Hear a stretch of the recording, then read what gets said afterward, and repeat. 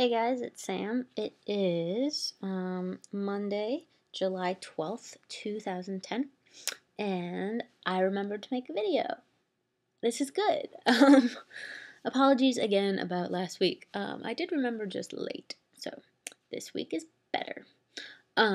This week, the topic actually comes from one of our viewers, which I think is fabulous, and I really, really, really, really, really like interaction between people who watch the channel and people who are on it, and like information back and forth in the comments and the video responses and whatever. And I think that this is a wonderful way to be involved in the channel and actually help make it better, is to pose questions for us to talk about. So this week the question is from YouTube user boy oh boy.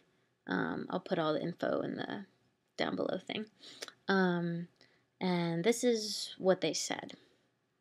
Since I started questioning my gender and looking more androgynous, I have spent a lot of time being puzzled about the ways that I identify with the gender I was assigned at birth.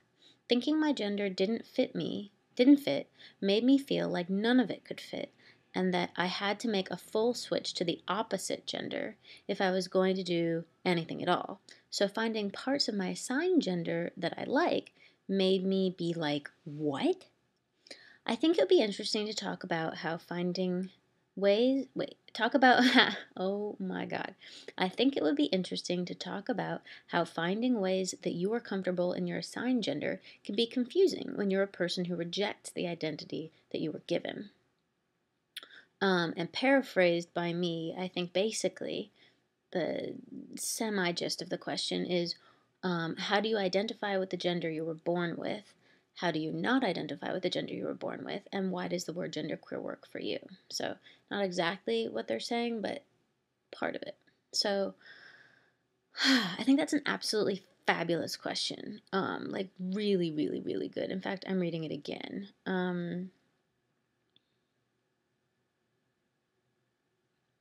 Being puzzled with liking or, okay. So basically,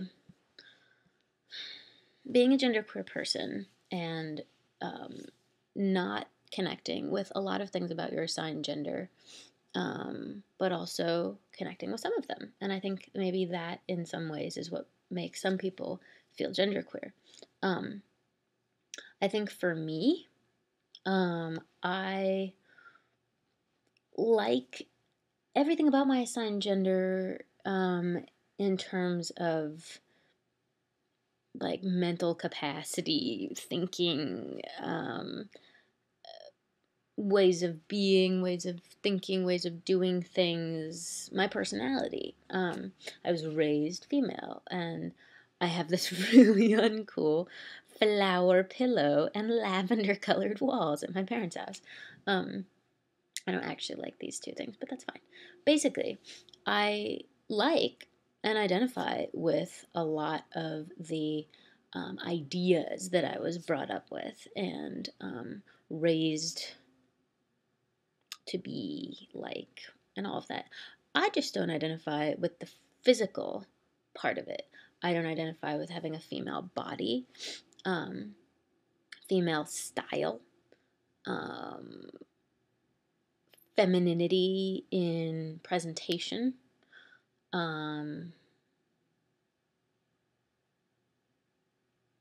like the social ideas of a woman is weaker and needs men's help and doesn't know how to fix things themselves and can't squish bugs. And so okay, I don't know why this is so difficult for me to say. It's really quite simple.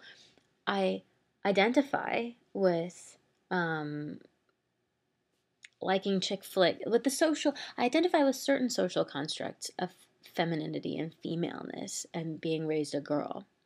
And I do not identify with a whole lot of other ones that go along more with being a woman.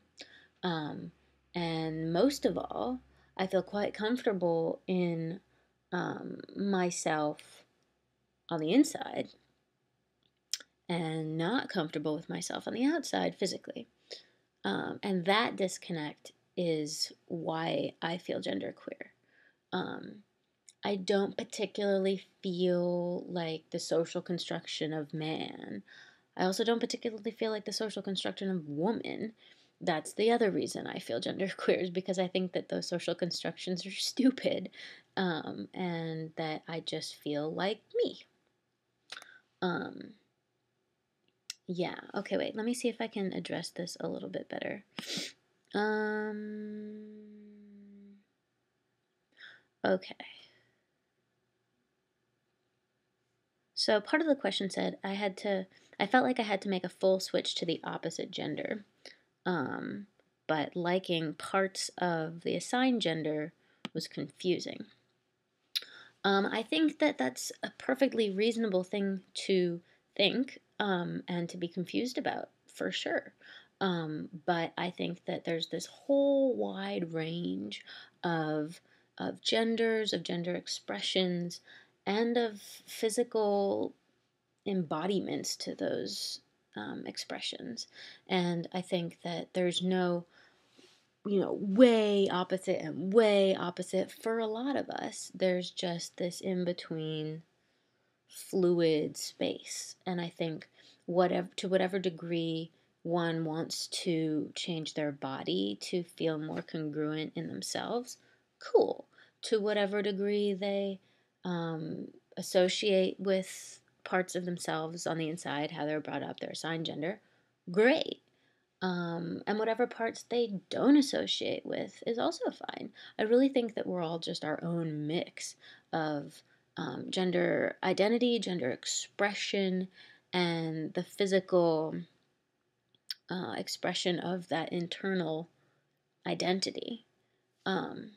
So I think it's great. I think that as genderqueer people and people who really embrace the fluidity of ourselves, we're able to embrace parts of ourselves that we like. There's nothing wrong with that. In fact, I think that's great. I love watching chick flicks. I know most of the words to Sleepless in Seattle, the movie. It sounded like that was a song. It's a movie. I like cuddling. I like baking. I don't know, that just certain things that have been constructed by society to be female. It's just like, whatever, I like them. There's no reason why I shouldn't.